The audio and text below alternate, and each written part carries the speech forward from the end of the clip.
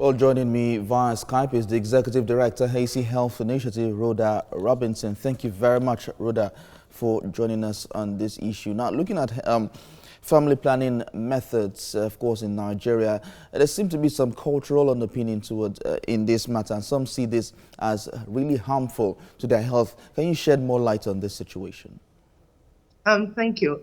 One of the major problems that face the adoption of family planning within Nigeria is a widespread misconception of the negative impacts of using modern contraceptives. A lot of people believe that when you use modern contraceptives such as injectables, IUDs, you are more predisposed to various ailments, and that it might make you sterile.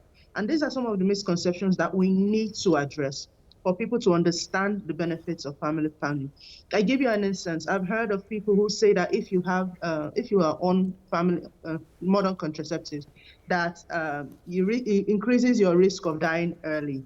And these are some of the things, and these are educated people. So it's not just limited to the rural communities. You have people living in urban cities that still don't understand the benefits of family planning and understand the positive impacts of it as well. So the first thing we need to do is get the story right, meet with religious leaders, meet with community leaders, traditional leaders, and have them understand that family planning is for the betterment of the family, because you'll be able to plan your economy better, you'll be able to manage your children, manage your family, and it will bring an overall improvement in the health and well-being of the family. And these are the people that are closest to the people in ground communities. With the cultural mindset we have as regards the childbearing and children in this country, how is family planning of benefits to anyone? Sorry? With the mindset, the cultural and opinion towards childbearing and children, how is family planning of benefits to anybody? I think the first, like I said before, I think the first thing we need to do is improve access to the right kind of information. So family planning is not just about providing the commodities, it's not just about providing condom. It's about changing behavior and attitudes of people to family planning. We have cultures in Nigeria who pride themselves on the number of children that they have as a sign of wealth. Even if they are not able to take care of these children, it doesn't matter, so long as you have a lot of children. And this has a negative impact on the nation's economy as well. So we have to change that mindset to say that we are not against your belief. We are saying that you have to be able to know that you need to have the right resources to take care of the number of children that you have. If you have the right resources, have your children. We don't want to interrupt the dynamics of a family. So it's both an initiative aimed at both the woman and the man in the family as well. Rhoda Robinson, thank you so much for talking to us on this. Yes. Well, joining me now via Skype is the Executive Director, Hazy Health Initiative, Rhoda Robinson. Thank you for joining us on TVC Breakfast. Thank you. Well, Nigeria is approaching a threshold of about 400 million mark by 2050, hence the conversation around family planning. And the focus has been on the girl child and the women. But how about the men who also play a key role when it comes to childbirth as well? So, as you rightly said, Nigeria is on the verge of an extremely large population boom. And right now, the country does not have enough resources to cater for the expected population boom. When you're talking about family planning and access to contraceptive, you find that a lot of challenges exist that prevents women who need these services from achieving it. You had mentioned that what about the men? It's a joint decision. However, you find that a lot of women do not actually have the right to decide how many children they want to have and what the spacing should be. And I think this is where we should start from first, giving women the rights to say that, yes, this is the number of children that they want, this is when they want to start having children and when they want to stop. Next week, we'll start the marking of ICPD 2025, that's the International Conference on Population and Development in Nairobi. And you find a lot of governments, institutions, and non-profits who will be coming together to chart the way forward from now and bring discussions and initiatives together to see what our next steps will be. Hazy will be joining them next week, and we need to start having more concrete commitments, especially financial commitments, to actually increasing the access to contraceptive for women. As much as we're looking at commitment, we also have platforms that can be taken advantage of when it comes to educating people in terms of family planning and sex education. How about the use of social media? We don't see much of this promotion of family planning and educating people when it comes to sex education. Why is that?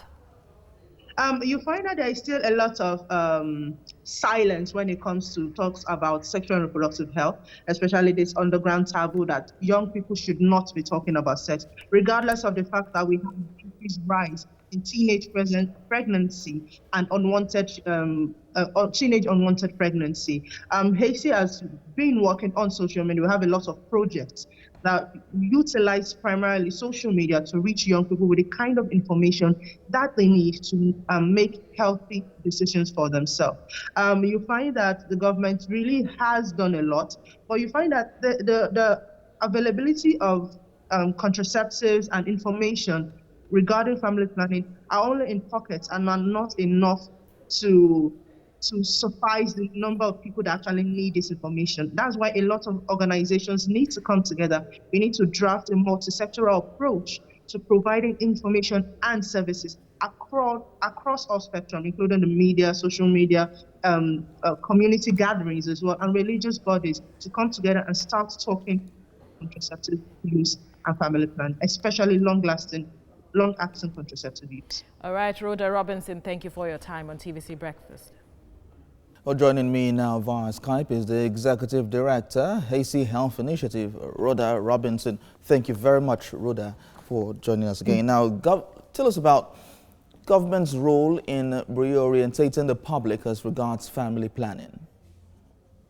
Thank you. The government has a very big role to play in ensuring that everyone has access to comprehensive sexual and reproductive health rights and services, especially when it comes to family planning. You find that we have a lot of primary healthcare centers who do have commodities, family planning commodities, such as long-acting reversible contraception. But you find that a lot of people do not actually know about the services and cannot access them at the end of the day. And you see that there's a large gap between what is available and what is needed.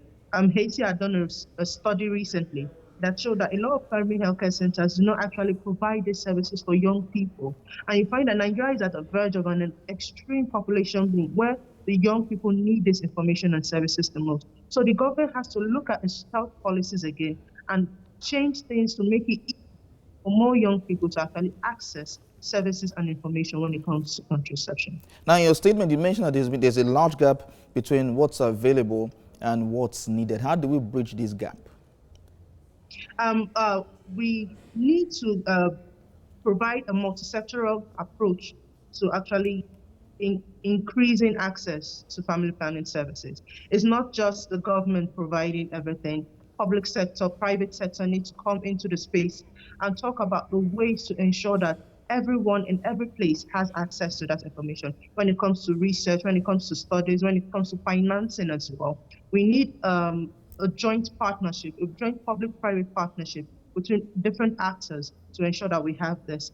Next week is the ICPD 25 in Nairobi, where you have different governments, institutions, and development agencies coming together to share commitments on the way forward, going from now on how we can increase access to long-acting reversible contraception and different other kinds of contraceptive methods.